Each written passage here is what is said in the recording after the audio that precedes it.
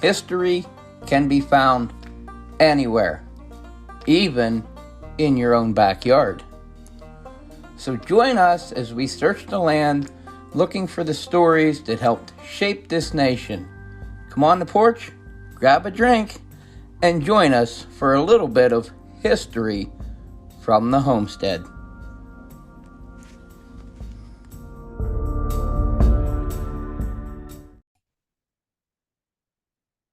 Hey there, history buffs, and welcome to this episode of the History from the Homestead podcast.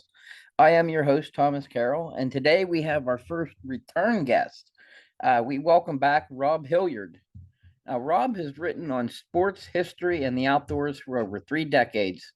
Rob started as a reporter for the Pittsburgh Tribune Review and has written articles for outlets such as Upland Almanac, Pennsylvania Wildlife, and Pittsburgh History Magazine. In 2012, his first book, A Season on the Allegheny, was published. It quickly hit the top 10 in 2 Amazon categories and has garnered national attention since its publication. Rob's newest book, entitled In Freedom's Shadow, is due out November 17th, 2023. It's up for pre-order now on Amazon, so I suggest you go out and pick it up. It's an excellent book. So without further ado, let's welcome Rob back to the show. Hey there, history buffs, and welcome to this episode of the History from the Homestead podcast. I am your host, Thomas Carroll, and for the first time rejoining me is Rob Hilliard. And if you remember, we talked a couple months ago about the Allegheny National Forest, and now you have your brand new book out, In Freedom's Shadow, which you were kind enough to lend me an advance copy. And I recommend to anybody, I'm just going to plug it now, go out and get it. It is a wonderful book, Rob. Well, thanks very much, Thomas. I obviously appreciate you saying that, and I appreciate you inviting me back on the show. It's great to talk to you again, and I'm excited to be back on. Yeah, I guess maybe this podcast is starting to make it a little bit when you start to have repeat guests. So Maybe so. so That might let's be a good indicator. let's get a brief synopsis of the book, and I want to let everybody know, because you address this in your book.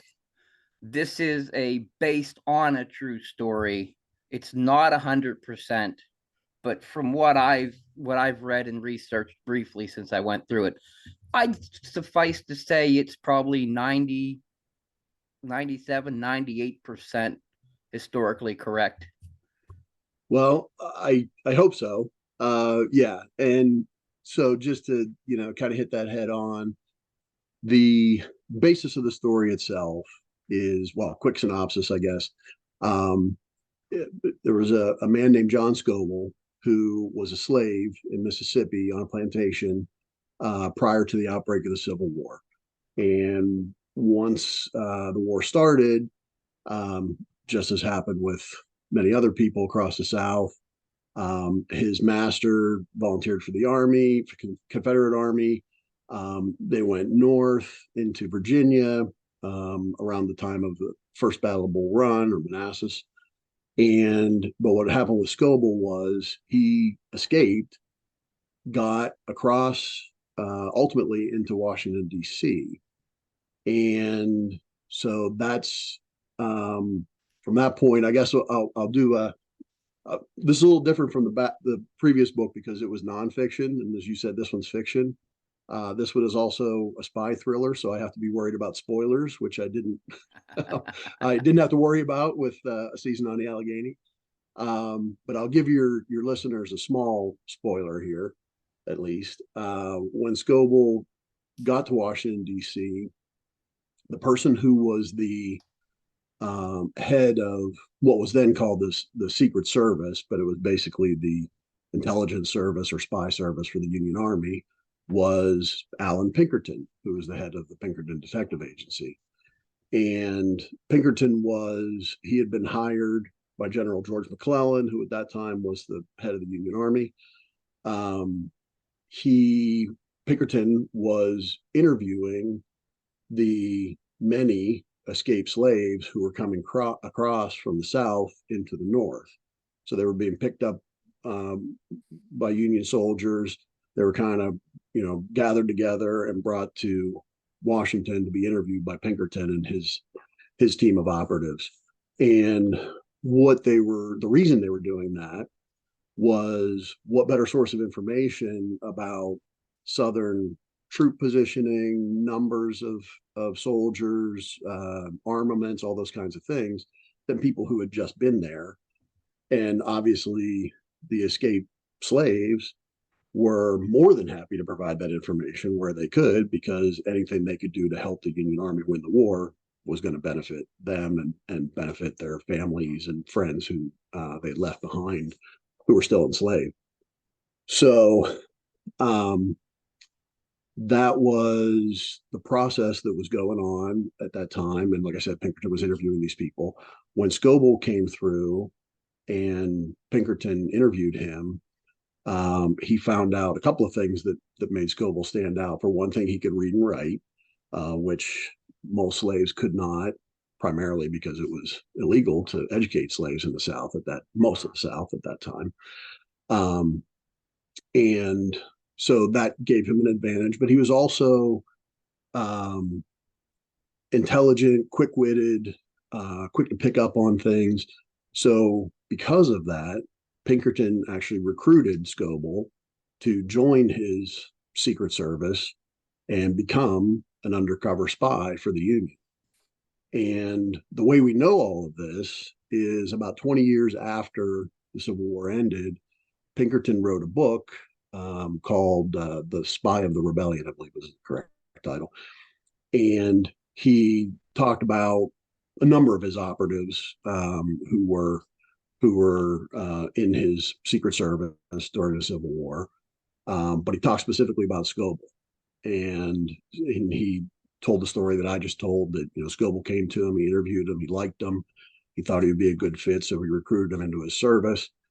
And then he sent Scobell back into the Confederacy, of course, in the guise of being a slave, on two separate missions. One where he went south through down the eastern shore of Maryland, and then up into northern Virginia.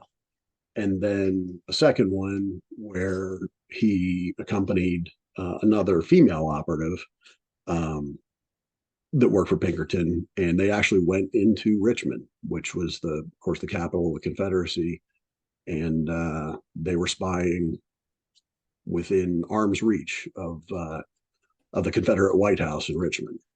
So, so that part we know all that to be true. There are, of course, lots and lots of unknowns in between there, and so my approach to writing in Freedom Shadow was to take that skeleton and put some meat on the bones. And originally, when I first heard about this, and I worked on the book for it's a little bit over 7 years now since I started. It was the summer of 2016 when I started, and my original intent was to actually write another nonfiction book about Scobell. But when I found out how thin the source material was, there just wasn't, other than just regurgitating what Pinkerton had written, there wasn't much to tell. So the more I thought about it, and again researched what was known, I decided that writing a novel was the best way to approach it. It was something that I always kind of wanted to do anyway. And so, like I said, I took the approach of using that as a framework, and then trying to put some meat on those bones and develop it into a fully fleshed out story. And you already kind of got where I was going to head to with it next. I wanted everybody to see why it had to. Well, I shouldn't say had to be, but it pretty much ended up as a based on a true story, because there's just records of escaped slaves from the South just don't exist. Yeah, They didn't keep track of that. I mean, John Scobell, most likely that was not even his real name at birth. you're Uh, absolutely right. Yep. So And the record, yeah, he was one of the more well known uh, escaped slave turned spy. And even then, there's just the information is not there. The records don't exist. yeah, you're exactly right. And so just to kind of dive into that a little bit, like I said, Pinkerton wrote about him in his book. The way I stumbled on the Scobell was just an article. I was, like as so many people end up having happen to them, I went down a little Google wormhole, rabbit hole, and was looking for something else, and sort of stumbled onto this article that was actually written. It was actually on the CIA website, and it was called Black Dispatches, and it talked about exactly what we're talking about here, how these slaves were coming across and they were being interviewed to gather intelligence, and kind of drew some parallels between more modern um, times when you might have deserters from an army, or again captured people, and they would be questioned to get intelligence, to gather intelligence, or even refugees, which in effect the slaves were, and um, so that they're a great source of intelligence, and these escaped slaves, served that same role. Um, so, but one of the things that this wasn't really addressed in the CIA article, but again, as I was doing more research, there are some historians, and I guess I maybe should preface all this by saying I don't consider myself a historian. I'm a student of history. I enjoy it. Um, but I'm standing on the backs of others when it comes to research. I research things, but I'm not, going to the National Archives and going through all those things. I'm basically leaning on some really excellent research that other folks have done over the last century and a half. But the um, there are some, at least one anyway, historian who claims that John Scobell was not a real person, and the reason is there's no documentation beyond Pinkerton's book. On the other hand, there are many um, very learned, legitimate historians who believe that he is a real person, and what they'll point to is exactly what you just said. So you have a man who was, first of all, born into slavery, so there's no record of him. Second of all, he was a spy, so there wasn't very much. Spies don't typically have a lot of documentation. Even the ones today that we know are spies, or people from, let's say, World War II or the Cold War that we know are spies, there's still sometimes scant information about them because they're spies, right? And it's in their best interest to keep things hidden.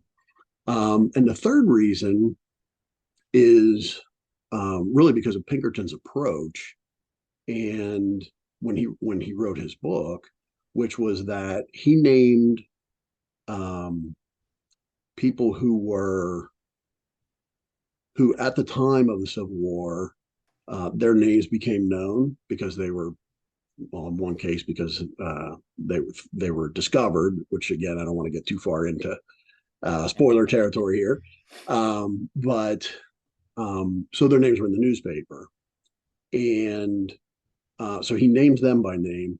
But there were other agents who worked for him whose names did not did not become publicly known during the Civil War. And so when he wrote his book, even though it was 20 years later, he used pseudonyms for them. He used different names.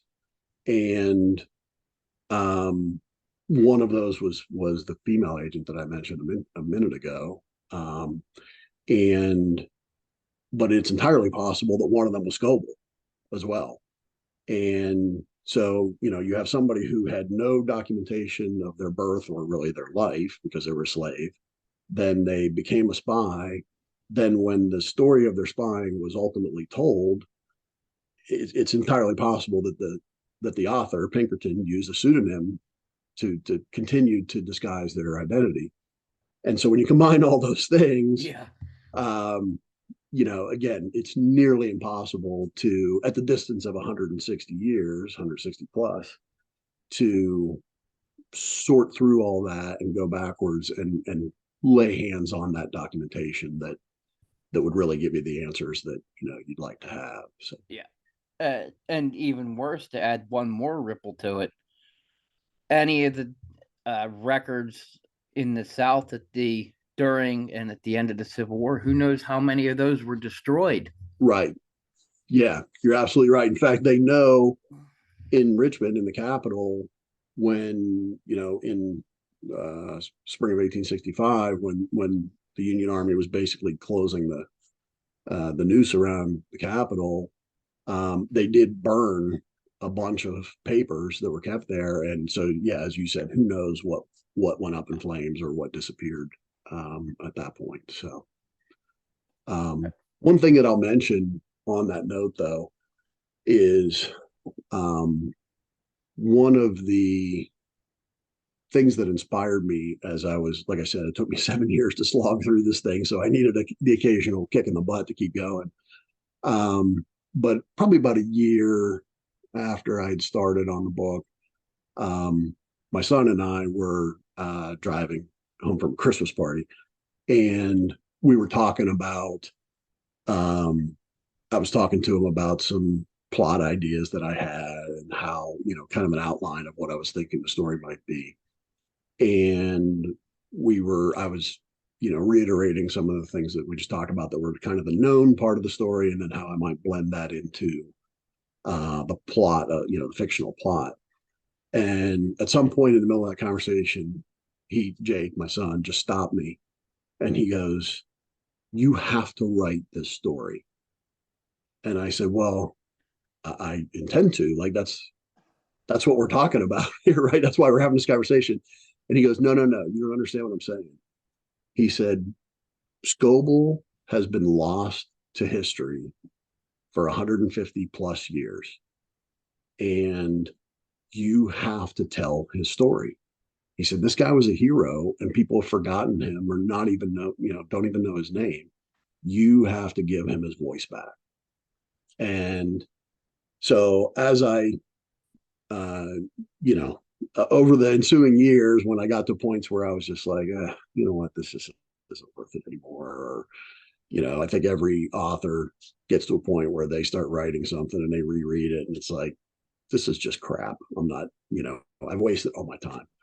But when I got to those points, I thought back to that conversation, and this was really, one of the great benefits of doing a story that's a novel that's based on a true story is I would go back to that and think about what Jake said and just say, you know what, I do need to, like, even though I don't maybe feel like pushing forward and keeping going, in a way, I owed that to Scobell to tell his story and to give him a voice. So that's been like I said, that's been kind of my inspiration along the way to just keep pushing when at times I didn't feel like pushing anymore.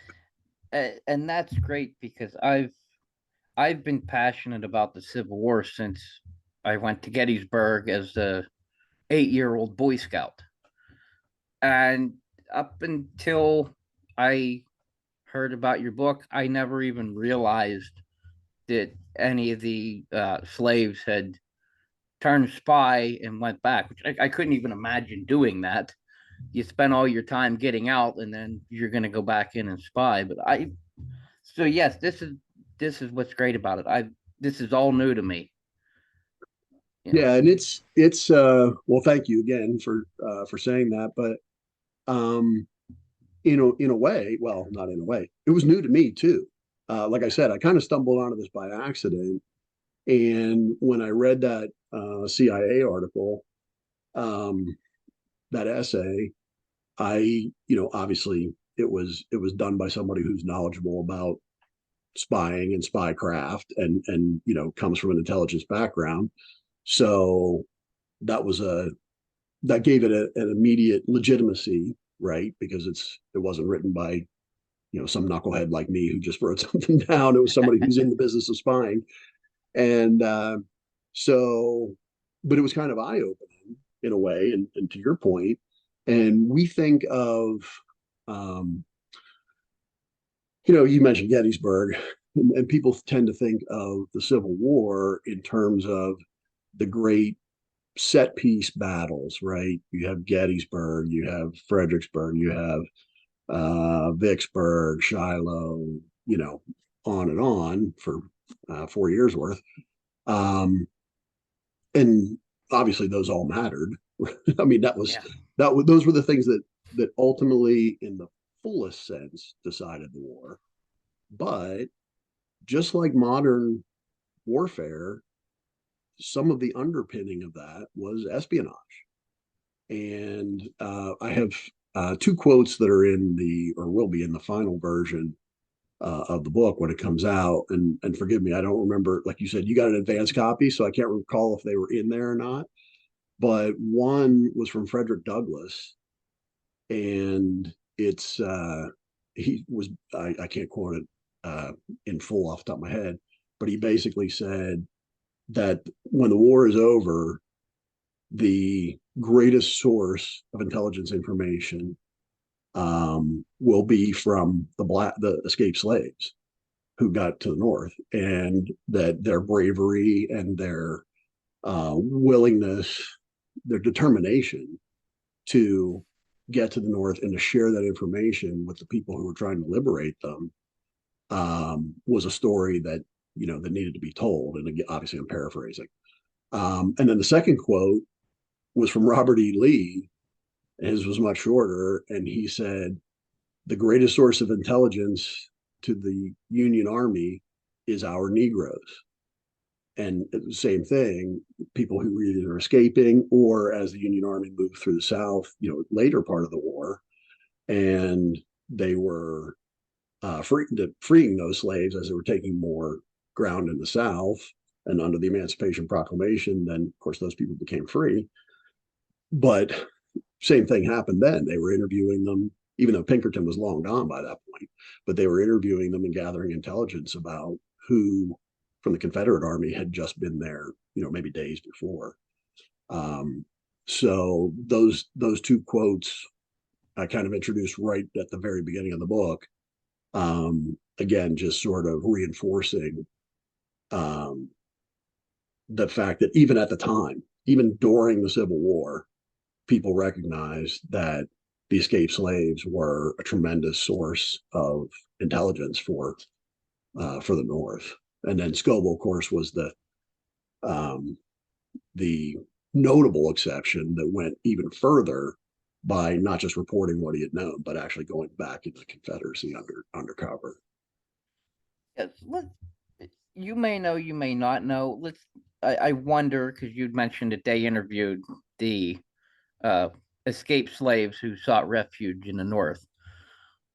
Like Scobell was picked because he could read and write, and he had a higher level of intelligence because he was educated throughout his youth. But the ones who maybe couldn't read and write afterward their interview, where did they end up? That's a really good question. So, um, in fact, I'm really glad you asked this. This is a subject I wanted to kind of get to. Very early in the war, I want to say it was the fall of 1861. I might be a little bit off on the date, but it was in that ballpark. And of course, for people who may not be Civil War nerds like you and me, the war broke out in the spring of 1861. The first big battle was Bull Run, which was the summer of 1861. And like I said, I want to say it was in the fall of 61. Um, there were at Fort Monroe, which was and I should know this right off the top of my head. I think it was Maryland, Eastern Maryland, but right close to the Chesapeake Bay. And it was a place where Virginia and Maryland come very close together. And there were a couple of slaves who had escaped from the Confederate lines and made it across and made it into Fort Monroe. Fort Monroe at that time um, was headed by a guy named Benjamin Butler, who was one of the kind of political appointee generals at the outset of the war. He was from New England. I'm pretty sure it was Massachusetts.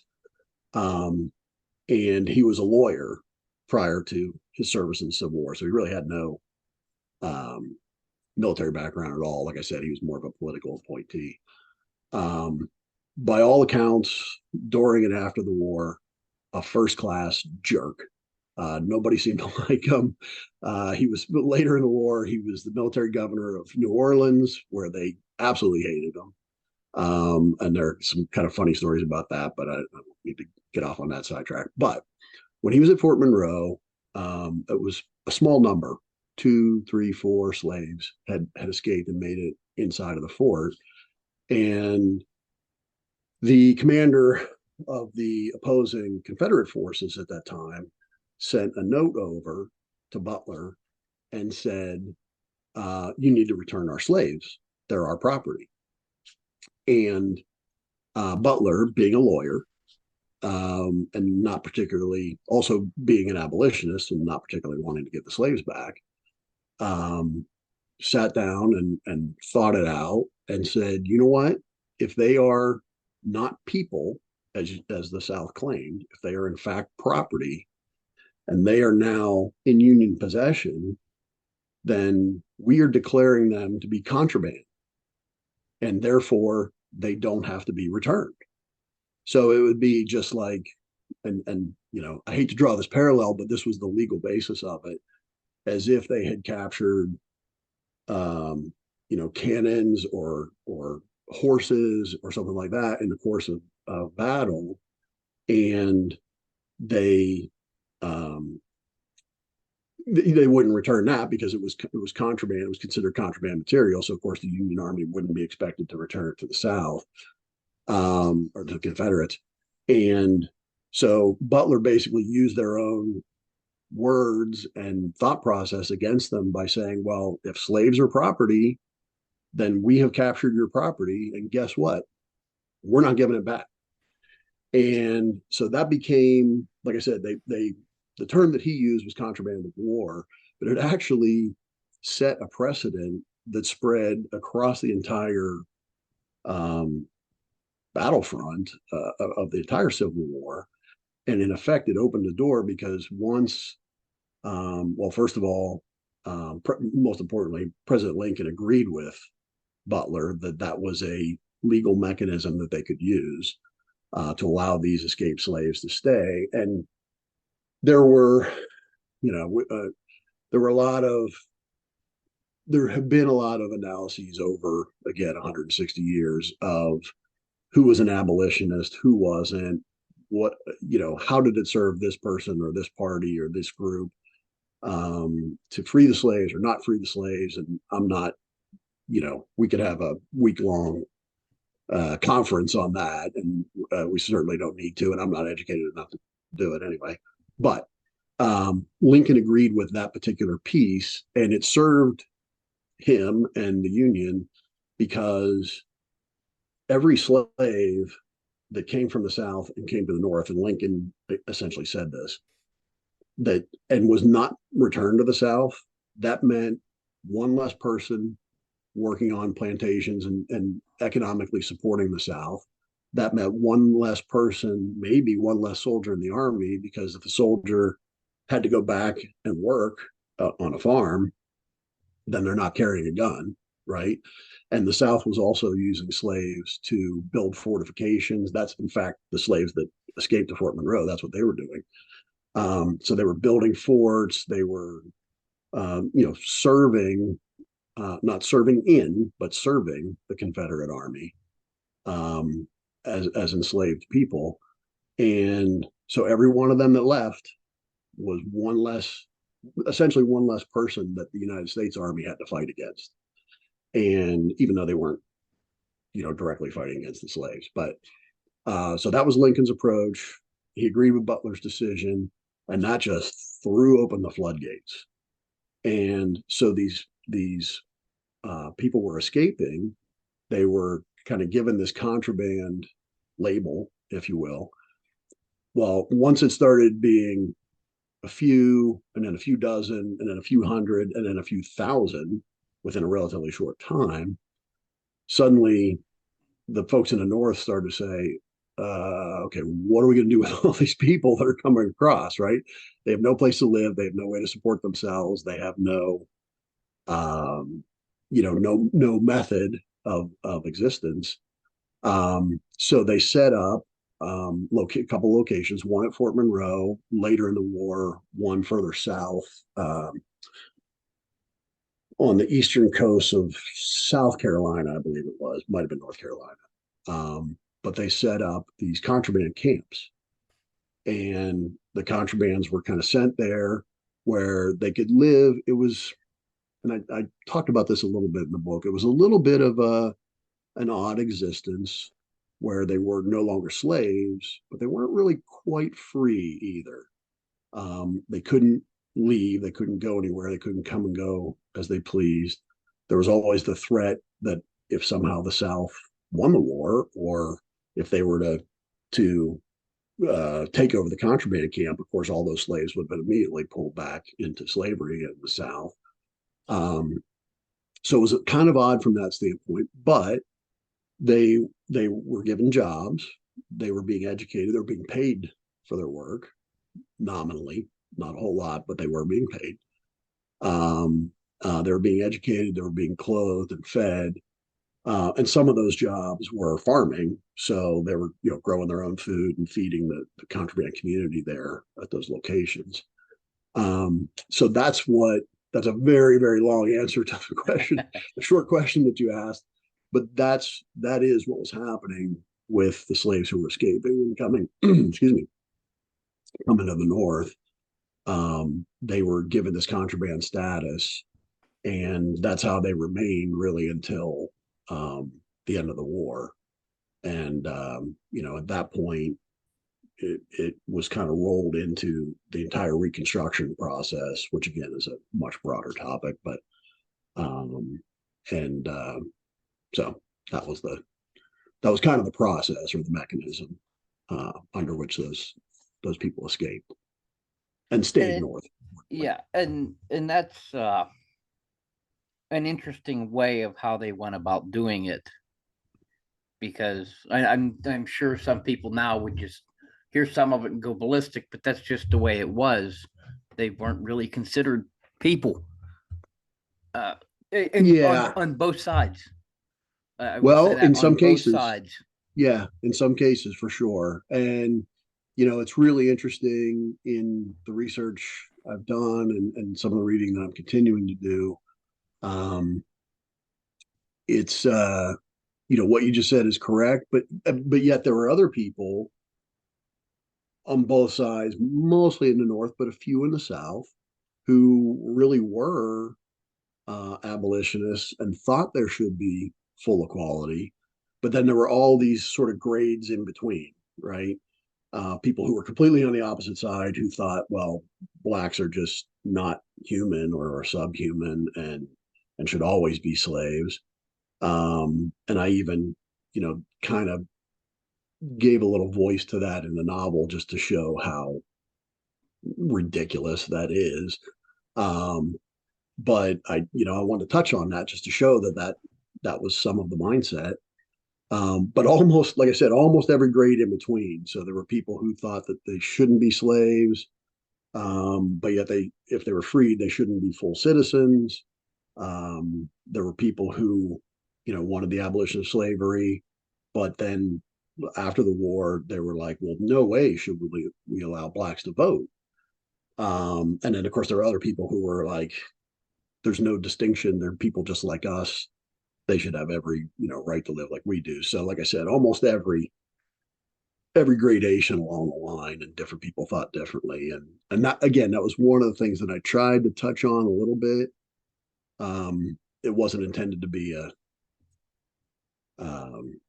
any type of essay on the human condition. And obviously, it's intended to be a spy novel, Right, right, but I wanted to at least allude to some of those things to kind of point out that there were people who had different thoughts about those relationships between the races. right. And wait, now we will move maybe a little bit towards the Pinkertons themselves. there may be quite a few people who don't realize how they started, because we're fairly close to Pittsburgh. We should be fairly familiar with the Pinkerton Agency as hired guns as strike breakers. But Yep. this is where they really got their start at the Civil War as a Yeah. fledgling agency.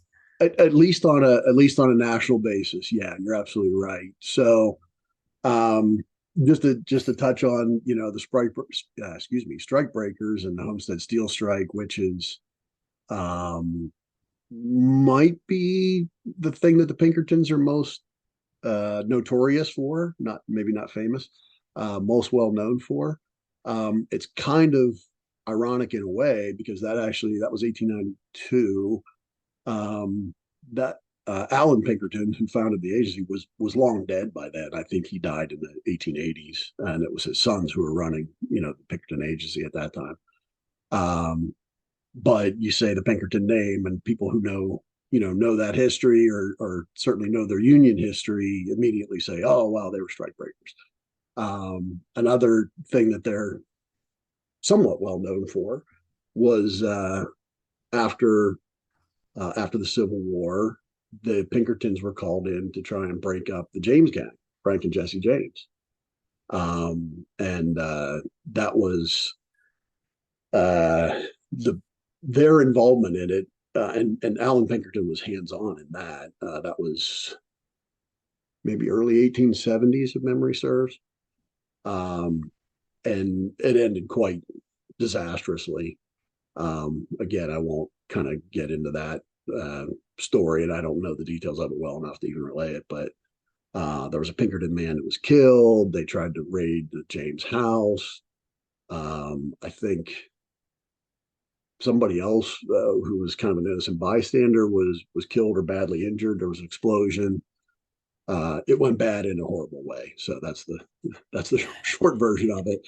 But most people know Frank and Jesse James, and they may know that there was a Pinkerton connection there. Back to your question, Alan Pinkerton came from Scotland to the U.S. I want to say in the 1840s, if I remember right. Ultimately settled in near Chicago, and he was um, had been hired at one point to help um, break up a theft gang, and was successful in doing that, and that led him to founding his detective agency. Um, and then, as that grew in prominence, they did a lot of work for the railroads, which were a huge emerging industry at the time and subject to theft. Everybody's heard about train robberies. I just mentioned Frank and Jesse James a minute ago. And so they were in need of protection. And his Chicago was at that time really emerging as a rail center, kind of the gateway to the Midwest after Pittsburgh was the gateway to the Midwest a couple decades later. And so he just happened to be in the right place at the right time, made those relationships. So when the Civil War broke out, the United States had no intelligence service. There was no CIA, no FBI, no Secret Service. There was no the protection. I mean, I'm sorry, the president had no protection detail. Um, None of the things that we know today existed in that. Like I said, as far as intelligence service, and they hadn't really needed any, up to that point. But the one of the parallels that I like to make is the outbreak of the Civil War was very similar to the start of the Cold War. And the reason I say that is when the Russians, literally threw up the Berlin Wall and put a block between East and West Germany, it happened virtually overnight. And the same thing really was true. The same conditions were true of the North and the South in the U.S. Effectively, the South said, "Okay, we are an independent country." They didn't physically put up a wall like the Berlin Wall, but overnight, you had two warring nations that shared a common border. And just like with the Cold War, there, when that happens instantly overnight, nobody gets a warning to say, oh, I'm going to go be on the side where I want to be. It's you wake up in the morning and you read the paper and say, oh man, my sympathies are with the North, but I live in the South, or vice versa. And all of a sudden, there's a blockade between free movement across there that wasn't there the day before. And just like in the Cold War, a lot of the people who were on the, what I say, the wrong side of the line, the side that they didn't agree with, rather than trying to get themselves back, they just decided to become spies for the other side. And so the other thing to keep in mind is, although it's, again, it's not quite a parallel with Berlin, which was one city divided in half, but Richmond and Washington, D.C. are only about 90 or 100 miles apart. So you had these two warring capitals that yesterday were not opposed to each other, and today they are, right? The day after the war breaks out, all of a sudden, well, not literally, because Richmond didn't become the capital until a few months after, but as soon as that happened, you had these two capitals so close together, and you had people who, again, had maybe opposing sympathies who were sort of trapped in each of those locations. So they became spies against whatever side, the North or the South, whatever side they happen to be living in. So because of that happening, there was a recognition at the Army level and at the president's level, President Lincoln, that they needed to have some type of spy service, but they couldn't just put one together overnight because you have to recruit people, you got to hire people, you got to do all those things. So their solution to that was to bring in Pinkerton. And the reason, what enabled that was his involvement with the railroads. And again, railroads were very high visibility, high importance industries, particularly once the war broke out, because that's how they moved troops and goods and materials. And but also some of the relationships that he had established there. One of those relationships was with George McClellan, who relatively early after Bull Run, late 1861, I can't remember the exact date, but he was put in charge of the Army of the Potomac, the main branch of the Union Army. And he brought Pinkerton with him because McClellan realized that he needed that intelligence. And he just basically picked up Pinkerton and his detectives and moved them from where they had been to Washington, D.C. And they set up shop.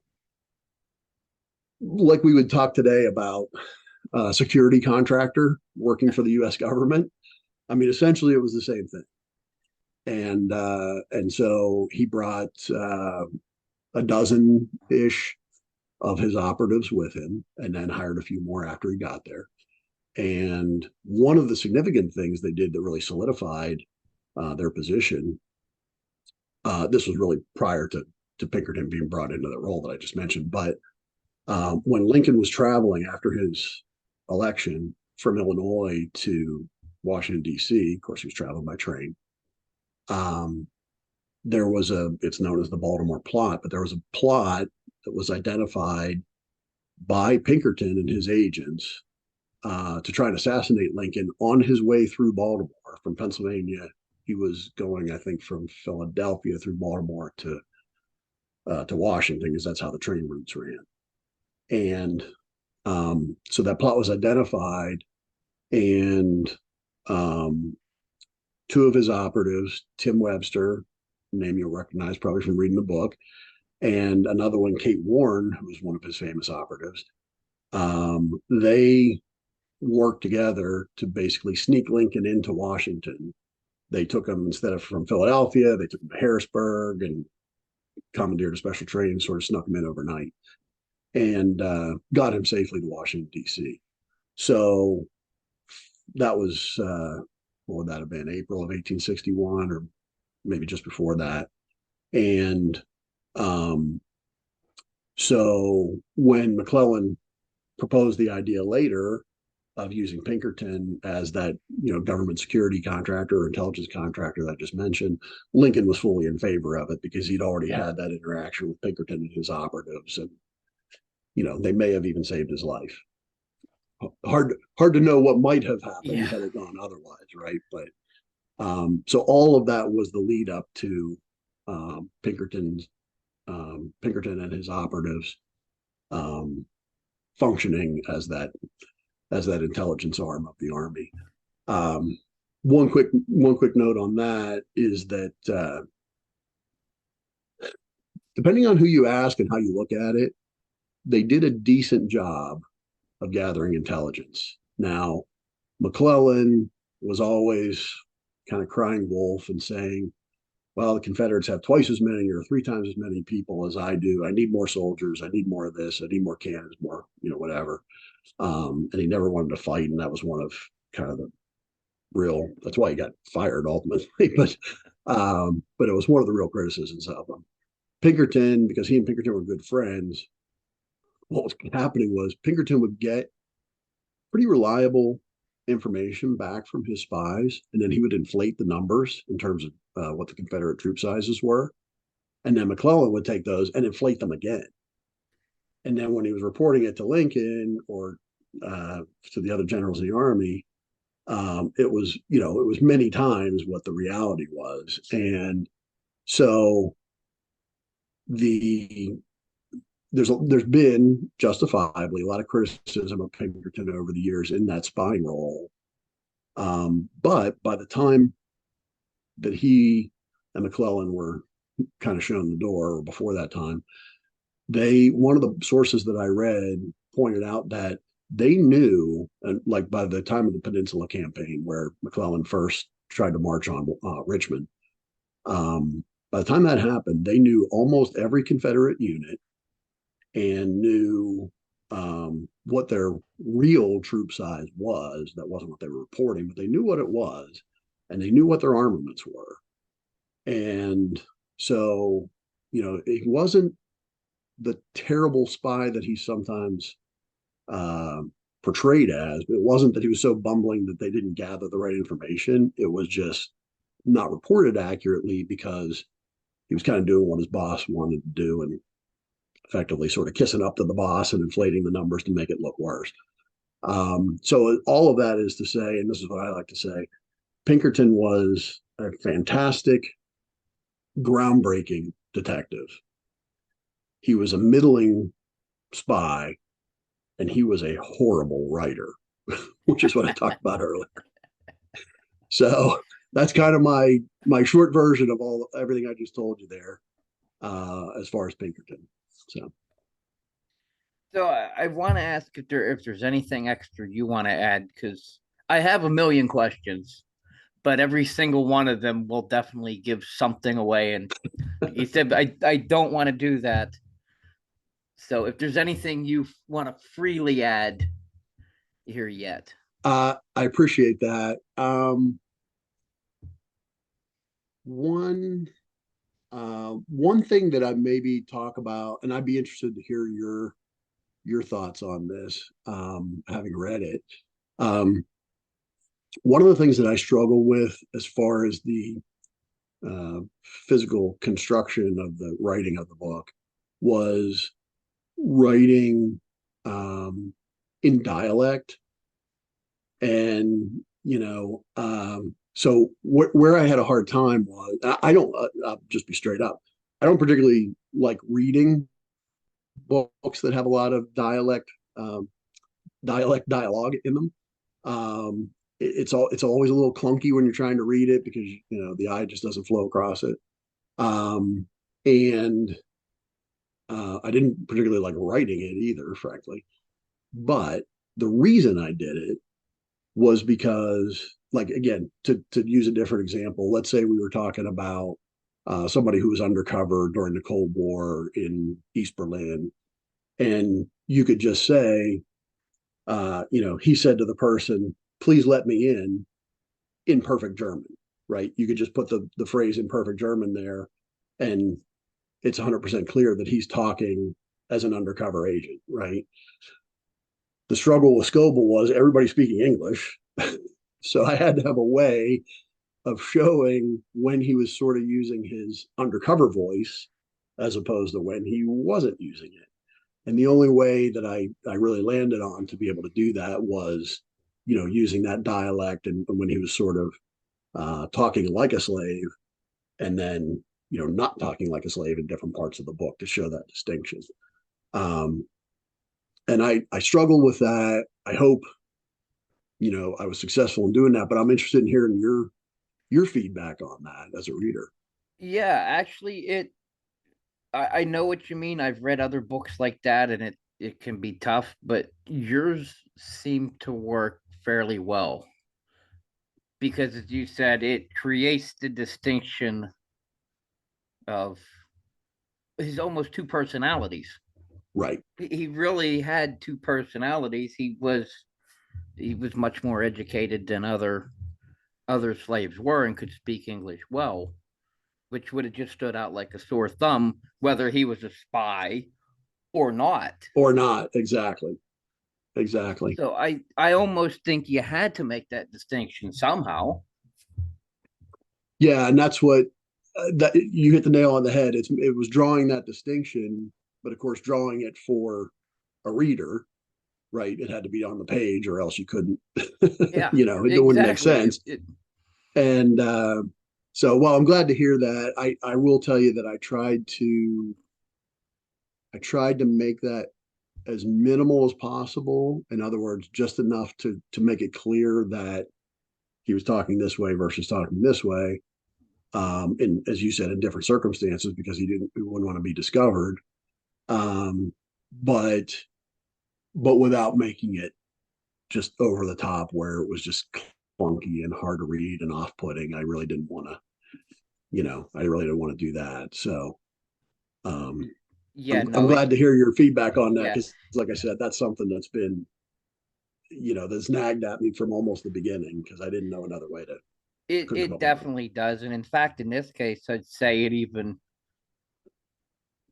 heightens the character more to a degree. You get a better feeling for who the character is. Because even in real life, as him in real life, he would have had to speak that way to even some other slaves so they could kind of understand him even.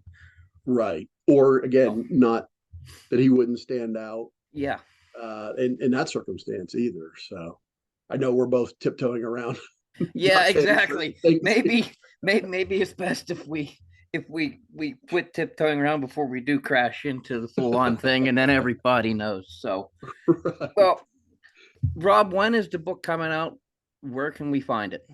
It will be out on November 17th, and it will be available in both ebook format and paperback on that date. You can go on Amazon right now and pre-order it, or Barnes and Noble, or multiple other sites. Um, Amazon, for whatever reason, they won't let you pre-order the paperback. They'll only let you pre-order the ebook, the Kindle version. I believe you can pre-order it from the paperback, that is, from Barnes and Noble, however. And I know you can pre-order the ebook.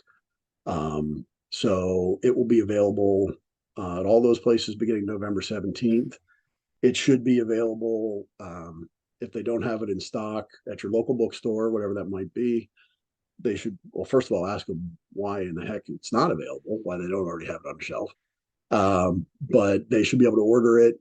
And it should be available at almost all outlets, including independent bookstores. So And I will share the link for everybody where they can pre-order the ebook version of it.